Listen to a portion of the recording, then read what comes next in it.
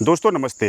बीते 3 दशक में यह पहली बार हो रहा है कि देश भर में युवा सरकार से आमने सामने मोर्चा ले रहे हैं, सड़क पर प्रदर्शन कर रहे हैं, सड़क पर पथराव कर रहे हैं, गाड़ियों के शीशे तोड़ रहे हैं, स्टेशनों पर खड़ी रेलगाड़ियों में आग लगा रहे हैं। हालांकि जब हम ये वीडियो रिकॉर्ड कर रहे हैं तो स्थिति थोड़ी बहुत सामान्य हो चली है, लेकिन यह भी एक दुर्भाग्य है कि थोड़े दिनों पहले ही देश के कई राज्यों में, कई शहरों में एक ही समय में देश के कई मोहल्लों में, कई सड़कों पर एक समुदाय विशेष द्वारा यानी सहारनपुर, पश्चिम बंगाल, प्रयागराज, तेलंगाना समेत कई जगहों पर पत्थरबाजी का प्रदर्शन हुआ।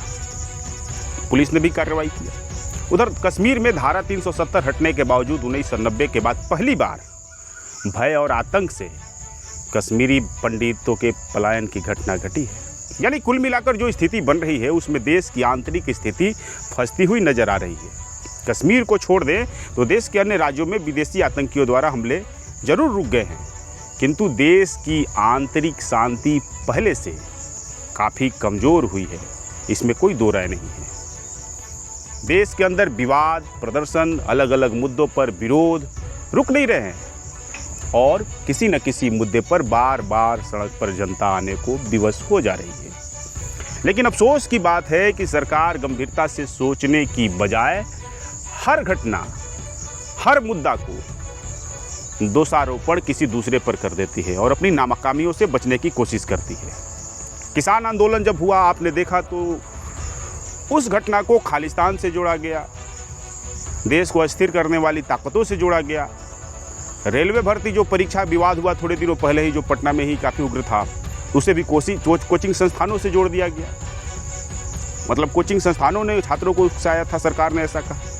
वहीं अब अग्निपथ योजना मामले में छात्रों के विरोध को सरकार विपक्षी दलों की साजिश बता रही है, विपक्षी दलों द्वारा उकसाया हुआ जाना बता रही है। सरकार को समझना चाहिए कि खुद को बचाने की स्थिति बार बार नहीं चल सकती है। आपको ठोस कार्रवाई करनी पड़ेगी, ठोस कदम करना पड़ेगा ताकि ऐसा विरोध प्रदर्शन बार बार नहीं उभरे।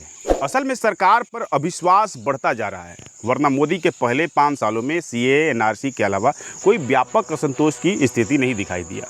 किंतु मोदी के दूसरे कार्यकाल में आंदोलन है कि रुकने का नाम नहीं ले रहे हैं और सरकार की नीतियों को देखें तो बिना व्यापक चर्चा के कोई भी योजना लॉन्च कर देती है और जब विरोध प्रदर्शन होता है तो तुरंत ही उसमें आंशिक संशोधन का प्रस्ताव देती है, जो साफ संदेश देता है कि सरकार बिना सोचे समझे ही, बिना लोगों से राय मशविरा किए ही नीतियां बना रही है, जिसका परिणाम सरकार को ही भुगतना पड़ता है। वो कहे कि देश को भुगतना पड़ता है।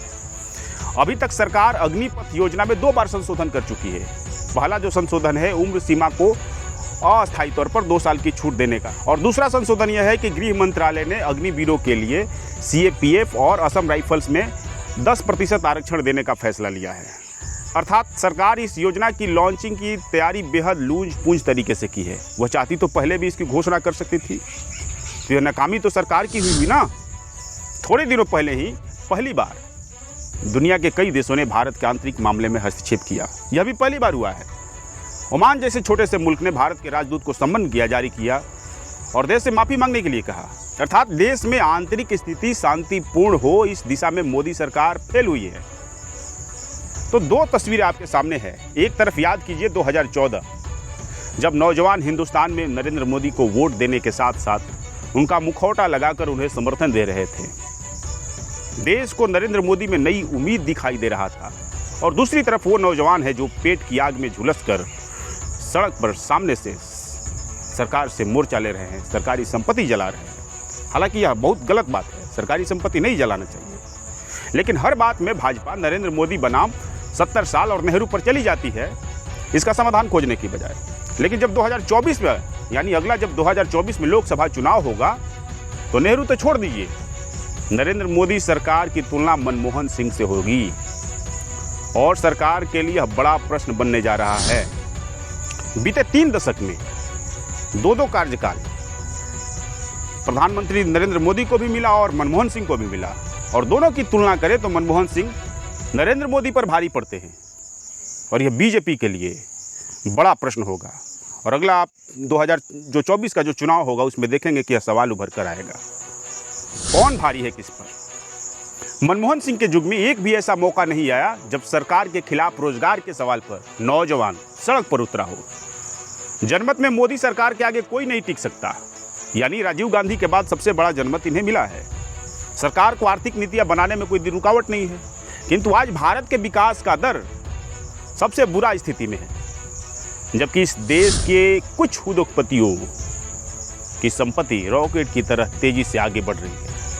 अफलाक कहें कि कोरोना के बाद वैश्विक परिस्थितियों में बदलाव आने के कारण भारत भी प्रभावित है, किंतु ऐसा ही दौर मनमोहन सिंह सरकार के दौरान 2008 का वैश्विक मंदी भी लेकर आया था।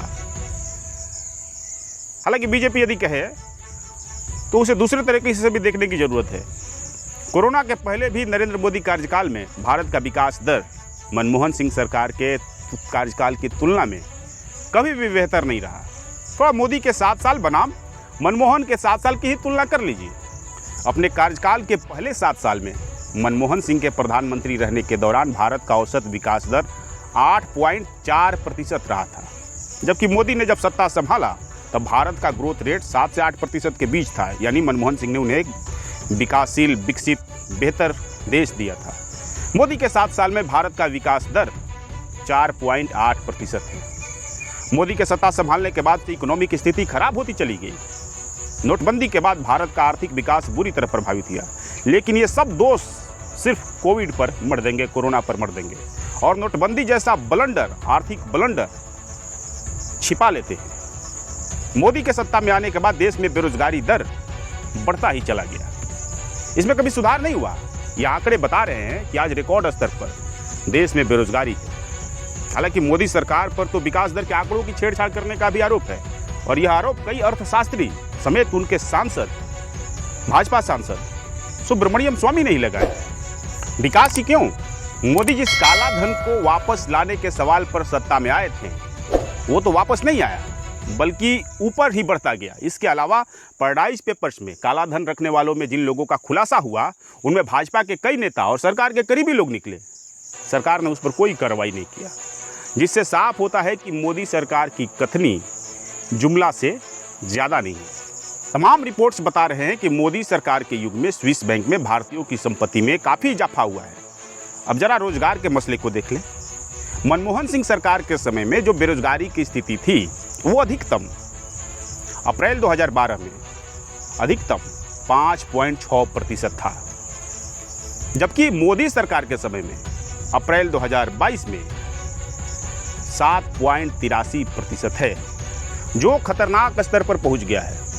सरकारी नौकरियों के सृजन के मामले में मनमोहन सिंह की सरकार प्रति वर्ष औसतन 80,000 रोजगार देती थी सरकारी नौकरियां, जबकि मोदी सरकार का आंकड़ा 60,000 के लगभग है। अर्थात आर्थिक मसले पर सरदार मनमोहन सिंह मोदी से अधिक असरदार साबित होते हैं।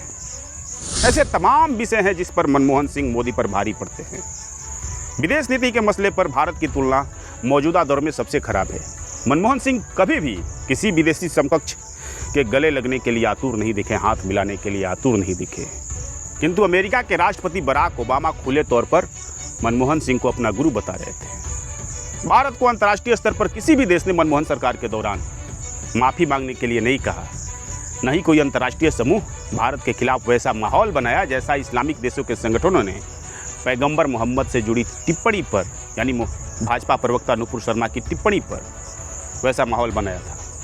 मनमोहन सिंह ने अपने कार्यकाल में अमेरिका के साथ असैन्य परमाणु समझौता किया, जिस तरह का महत्वपूर्ण एक भी समझौता नरेंद्र मोदी अपने कार्यकाल में नहीं कर सके। जाहिर है कि मनमोहन सिंह जैसी प्रतिष्ठा नरेंद्र मोदी को नहीं मिली, किंतु इस देश का गोदी मीडिया, इस देश का मन्नू मीडिया उस तरह से पेश करता है मनमोहन सिंह को कि जैसे वो एकदम पिद्दी से उनका प्रदर्शन रहा हो और नरेंद्र मोदी भारत को विश्व गुरु बना रहे हैं।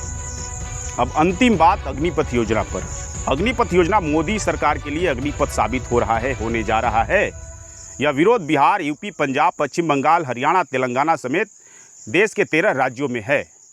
ये वह राज्य है जहां से मोदी को सर्वाधिक सीट मिले हैं, सर्वाधिक सांसद मिले हैं। उन राज्यों में जुआ उनके कार्यालय पर हमला कर रहे हैं, जो कहीं से उचित नहीं है। किंतु बीजेपी को समझ लेना चाहिए कि सिर्फ बातों से पेट नहीं भरता है। हिंदी पट्टी का नौजवान बीजेपी के खेल को समझने लगा है। वह रोजगार के सवाल पर सड़क पर उतरने लगा है। सत्ता के खिलाफ ऐसा आक्रोश विगत 3 दशक में किसी भी सरकार के खिलाफ नहीं देखा गया है। तो क्या यह साधारण है? यह असाधारण है। 2024 नजदीक है। बीजेपी के लिए एक तरीके से यह चेतावनी की तरह है। यानी मोदी सरकार विदेश नीति में फेल, आर्थिक नीति में फेल, आंतरिक शांति में नाकामी और जनता का जो मोदी सरकार के खिलाफ जो अविश्वास बढ़ता जा रहा है, ऐसे देखो तो मोदी सरकार गिरती जा रही है। इस घेरेबंदी में जो है नौजवान सबसे आगे है। यदि इस घेरेबंदी को तोड़ना है तो रोजगार देना पड़ेगा। केंद्र सरकार में लाखों पद खाली पड़े हैं, उसे भरना पड़ेगा। यह मोदी सरकार के लिए आखिरी रास्ता है, वरना जब 2024 आएगा और ये नौजवान बीजेपी के लिए उस चुनाव में कांटे की तरह होंगे। यदि 2024 में लोग नरेंद्र मोदी और मनमोहन सिंह दोनों की तुलना करने लगेंगे, तुलनात्मक अध्ययन करने लगेंगे और चुनाव में इस मुद्दे को ले जाएंगे, तो लोगों को यह बात जरूर समझ में आएगी और भाजपा, आरएसएस, नरेंद्र मोदी, अमित शाह सबके लिए बड़ी मुश्किल खड़ी हो जाएगी। आज के वीडियो में इतना ही। यदि वीडियो अच्छा लगे तो हमें लाइक कीजिए, शेयर कीजिए। फेसबुक पर देख रहे हैं तो हमें फॉलो कीजिए। धन्यवाद।